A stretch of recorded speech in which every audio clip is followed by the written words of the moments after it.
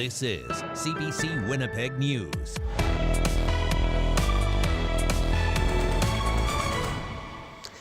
Good evening, and thank you for joining us. With the temperatures dropping and the snow flying in parts of the province, it is making all of us think of the winter that is coming in not too long from now.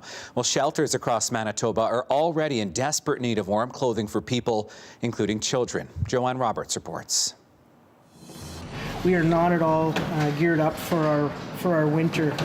Peter McMullen is the director for Lighthouse Mission. He says the cold weather is challenging for both the organization and for the people they help. As the weather's changing, our community, who live most of the time hand to mouth, they don't have permanent housing, so they don't have anywhere to store clothing. This is why McMullen says there's such a high demand for winter clothing, boots, mittens, and especially backpacks, so people can keep a change of clothes with them.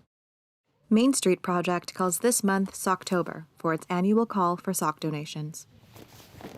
Anastasia Ziprick says she's also seeing demand surge for winter clothing and for shelter services as more people sleep inside. Main Street Project shelters people in the downtown area and people living in encampments across the city. As we're approaching extreme weather, we want to make sure that people that are living outdoors or sleeping rough have access to services, meeting people where they're at. The Salvation Army is getting a lot more families in need of shelter this year. They're putting out a call for winter coats, especially ones for kids. Mark Stewart says many organizations are working together to ensure the people they help have options and access to safe places. Generally, we're just talking to each other about what our needs are and what our capacity is and how we can help each other. Because another cold winter is coming soon. Joanne Roberts, CBC News, Winnipeg. Well, in Brandon, a new temporary warming space is now open with its only overnight shelter at capacity.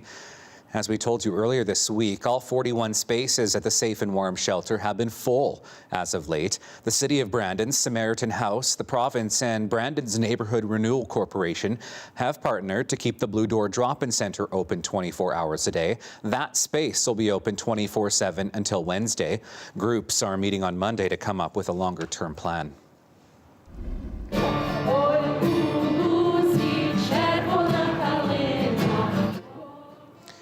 The scene at the Manitoba Legislature tonight, Ukrainians in Winnipeg standing together through song. The Ukrainian-Canadian Congress in Manitoba hosted a rally tonight to mark Ukrainian National Defenders Day. They also renewed calls for more weapons and air defense systems to defend the country from Russia.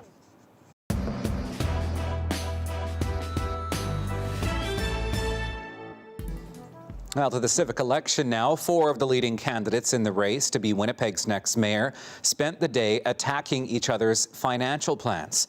The story from CBC's Cameron McLean. Glenn Murray says he has a plan to fix Winnipeg's financial woes. He wants to replace the operating grant the city gets from the province with 1 percentage point of the PST.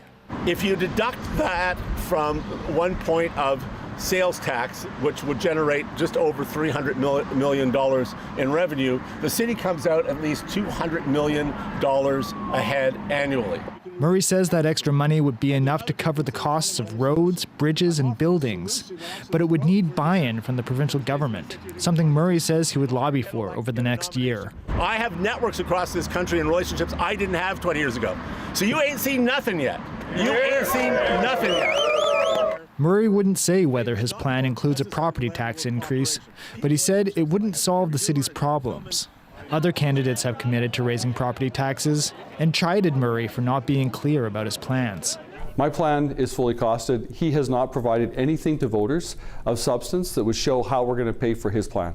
He needs to come forward and be clear about how he's going to pay for his plan.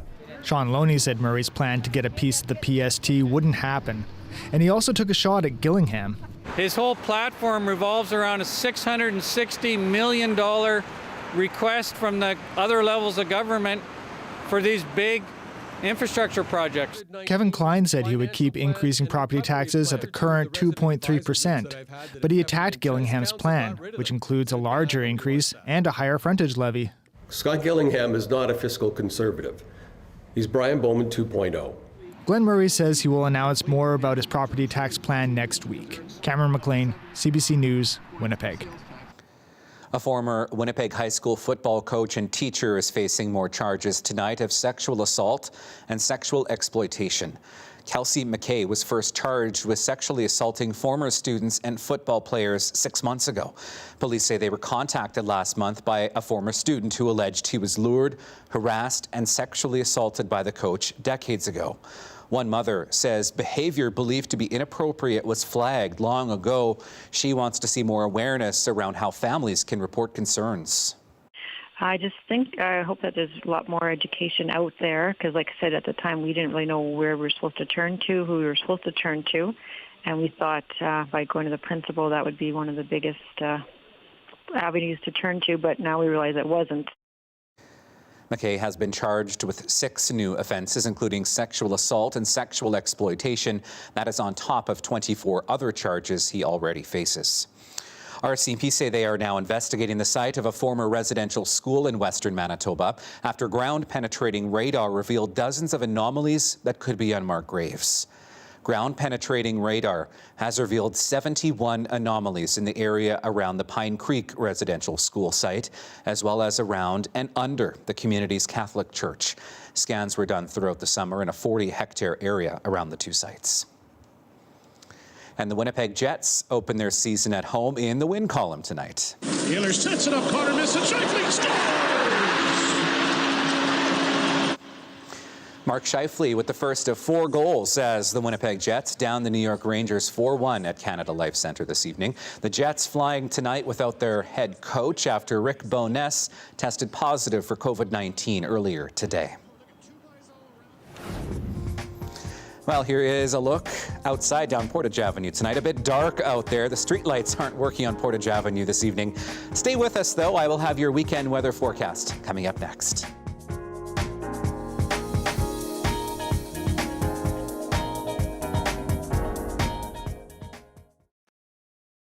Your vote, your choice, your chance to see the candidates go head-to-head. Join us for the Winnipeg Votes 2022 mayoral debate, October 19th at 6 p.m.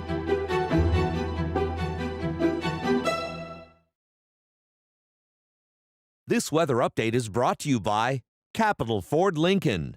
22 model clear-out is on now.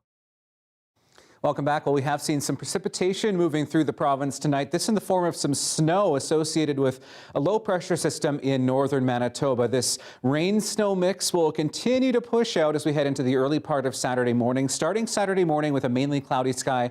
Could see some showers. Good chance we could see some showers at the early part of the morning. That diminishes as we get later in the day Saturday. Into Sunday, we start to see our skies clearing out a bit more. So the later part of Sunday, we are looking at much sunnier skies, but the trade-off is this weekend will be much windier once again. Winds out of the northwest gusting up to 50 through the day Saturday and Sunday. Down to 2 tonight with showers or flurries really widespread across much of the province tonight. Winds out of the southwest at 20 in Winnipeg tonight. Down to 4 for the first part of the morning tomorrow with a chance of showers or flurries. And our winds pick up in the afternoon. 7 degrees with a chance of showers, winds gusting up to 50. Those winds sticking around for Sunday with 4 degrees under a clearing sky. 3 for Monday under a mix of sun and cloud. And then we start to see our temperatures warming up a little bit toward the end of the week. High of 11 degrees for Wednesday. Then we see our winds returning once again for Thursday and Friday, highs of 9 and 10.